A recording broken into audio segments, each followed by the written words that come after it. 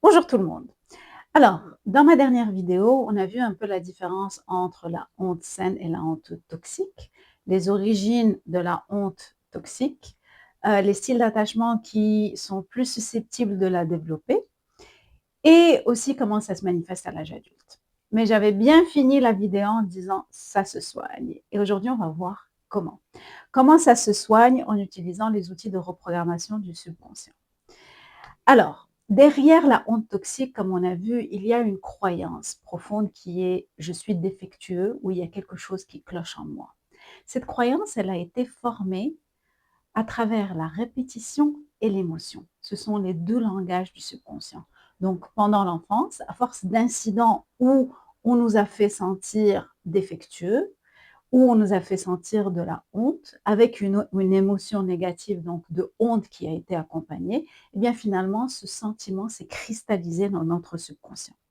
Mais la bonne nouvelle, c'est que notre cerveau est neuroplastique. Et donc, comme cette croyance, elle a été formée à travers la répétition et l'émotion, eh bien, on peut la déformer. On peut la défaire, en fait, à travers aussi l'émotion et la répétition. Comment est-ce qu'on procède? Alors, prenez un journal. On va prendre la croyance inverse de je suis défectueux ou bien quelque chose qui cloche en moi. Ça peut être je suis parfaitement normal, je suis parfaitement acceptable. Ou ça peut être aussi le sentiment inverse à la honte qui est la fierté. D'accord? Donc ça, c'est la première chose, de écrire la croyance, une croyance inverse qui résonne le plus en nous. Donc ça peut être différent pour différentes personnes. Et après ça, le plus important, c'est le parce que. Je peux être fière de moi parce que, je suis parfaitement acceptable parce que, et écrire une dizaine de preuves. Pourquoi? Parce que ces preuves vont susciter de l'émotion. Je vais donner un exemple.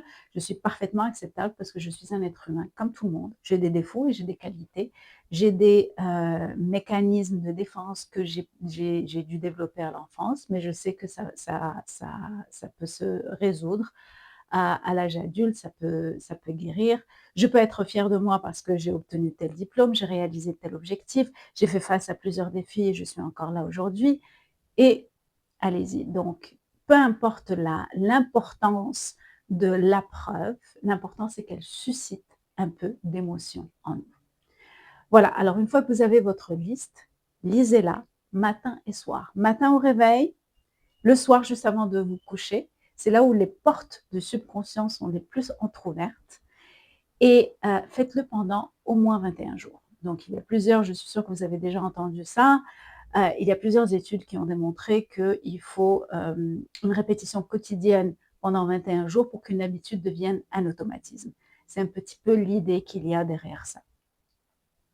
Ça, c'est la première procédure, donc la reprogrammation au niveau de la croyance qui est à l'origine de ce sentiment, qui gouverne les comportements liés à la honte toxique. La deuxième reprogrammation à faire, c'est au niveau des pensées, parce qu'il est fort à parier que si on vous a fait sentir de la honte pour chaque petite erreur durant votre enfance, eh bien vous continuez de vous taper dessus vous-même, en fait, à l'âge adulte pour chaque petite erreur. Donc là, il faut reprogrammer ça en changeant ce comportement envers soi-même. Donc, au lieu de se taper dessus, se regarder plutôt avec curiosité et bienveillance en même temps, n'est-ce pas? Et compassion, bienveillance et curiosité quand vous faites une erreur. Donc, au lieu de vous taper dessus, ce qui fait que finalement, vous n'allez pas être disposé à assumer vos responsabilités, demandez-vous, mais qu'est-ce qui m'a poussé à faire cette erreur? Est-ce que j'étais fatiguée? Est-ce que peut-être j'avais de la rancœur pour quelque chose que je n'avais pas exprimé? Est-ce que j'avais une peur? Et donc, aller à la base, ça va vous permettre d'avoir un peu plus de compassion pour vous-même. Donc, il y a un sentiment, il y a quelque chose d'humain derrière ça. Et ça va donner plus d'espace aussi pour, pour résoudre les causes et aussi pour assumer vos erreurs et assumer vos responsabilités. Donc voilà, c'était bien sûr un petit résumé assez rapide, mais j'espère que ce sera utile. Et essayez de faire ça pendant au moins 3 semaines. Vous allez déjà remarquer un changement assez notable. Mais bien sûr, si vous avez besoin d'un accompagnement un peu plus personnalisé, n'hésitez pas à me contacter en message privé. Voilà. Au plaisir de vous revoir la prochaine vidéo.